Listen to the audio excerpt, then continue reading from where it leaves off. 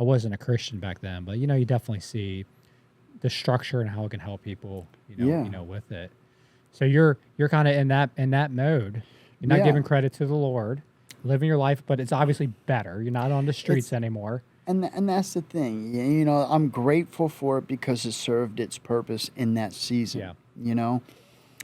It helped me get clean and sober from drugs and alcohol. And it did teach me, higher power. I had to. I had to surrender. It was all about Yeah. surrendering. And ultimately, like, God creates everything. Like, He's the creator, right? Mm.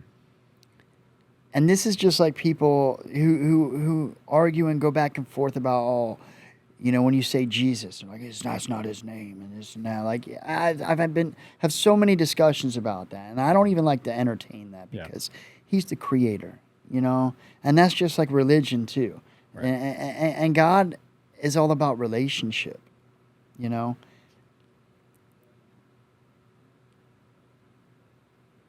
He saw His child, struggling, and I finally surrendered, and He saw the heart posture.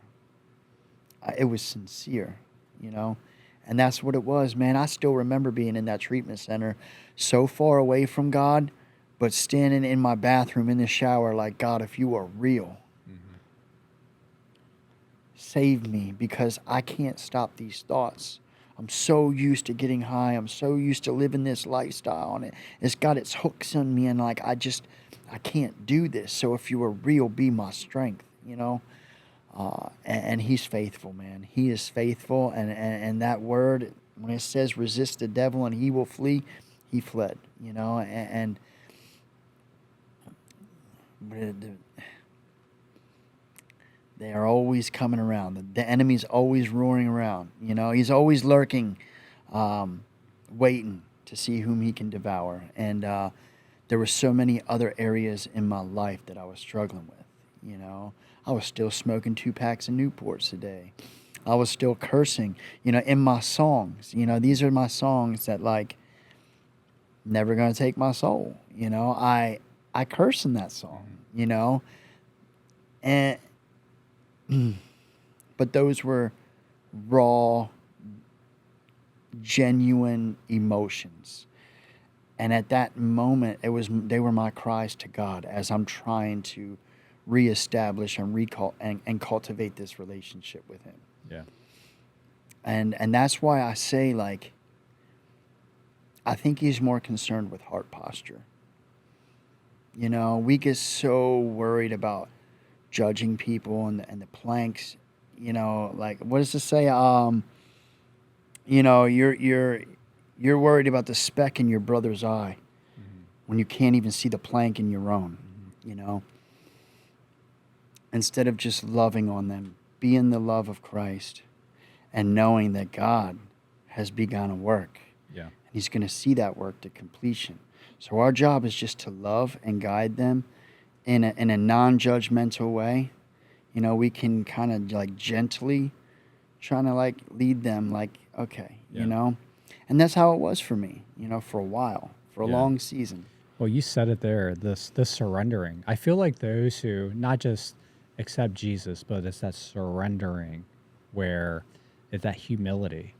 Um, when I grew up, my mom was Catholic, so we didn't grow like she didn't raise me Catholic, but it was like the influence was in my Hmm. house, and um, I grew up in the projects in Hagerstown, Nolan Village, representing. But when we ended up there when my parents divorced, and so even though my mom, wanted me, I think she wanted her kids to be Catholic, but in the projects, they sent every church, Baptist church primarily, they send the buses to the projects to pick up the kids to go to church.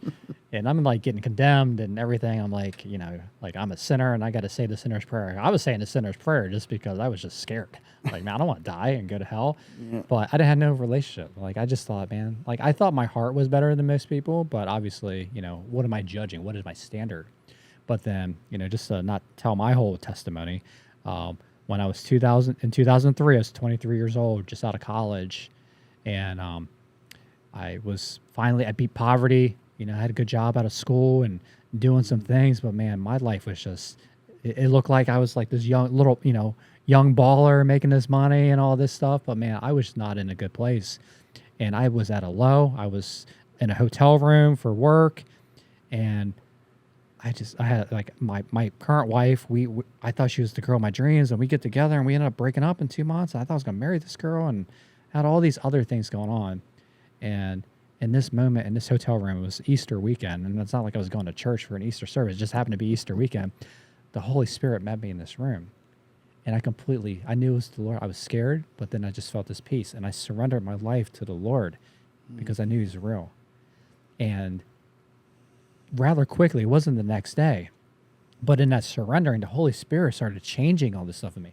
Like I had the worst profane mouth in the world, f bombs. I don't look like a thug, but I would see like nice little old ladies. Then I start talking to them and just dropping f bombs, and they're like just so like appalled that I would like use these words and just like catch people by surprise. But that's just the way I grew up. Yeah. And It's just a part of your vocabulary, and it's like you almost feel like you need to curse because it puts emphasis on something, you know? Yeah. A lot of things the Holy Spirit did, but then a few years later than that, I I still had this yoke of anger, and it was because of my dad and him abandoning like me and my family like Yeah. he did. And I just remember one day, I just didn't want to deal with the anger anymore. I'm like, Lord, like just please take this anger away from me. Gone.